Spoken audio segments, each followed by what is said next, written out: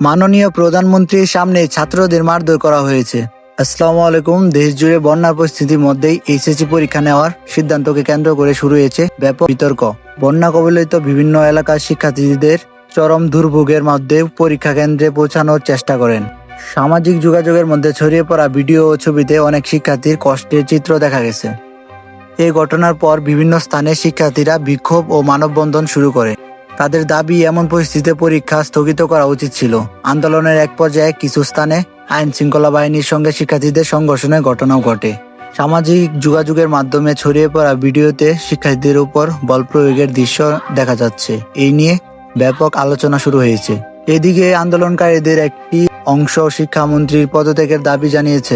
পাশাপাশি একটি রাজনৈতিক মন্তব্যকে ঘিরেও নতুন বিতর্ক শুরু হয়েছে। কিছু শিক্ষার্থী অভিযোগ করছেন তাদের ফার্মের মুরগি বলে মন্তব্য করা হয়েছে। এই মন্তব্যকে তারা বাজেভাবে দেখছে এবং প্রতিবাদ জানাচ্ছে। সামাজিক যোগাযোগ মাধ্যমে অনেকেই অতীতের রাজনৈতিক ঘটনাগুলোর সঙ্গে বর্তমান পরিস্থিতির তুলনা টানছেন। তবে এসব ঘটনা ও মতামত সংশ্লিষ্ট ব্যক্তিদের নিজস্ব বক্তব্য। এদিকে সারা দেশের মানুষ এখন পরিস্থিতির শান্তিপূর্ণ সমাধান এবং সংশ্লিষ্ট কর্তৃপক্ষের পরবর্তী পদক্ষেপের অপেক্ষায় রয়েছেন। এই বিষয়ে আপনার মতামত কি? কমেন্টে জানান। ধন্যবাদ সঙ্গে থাকার জন্য।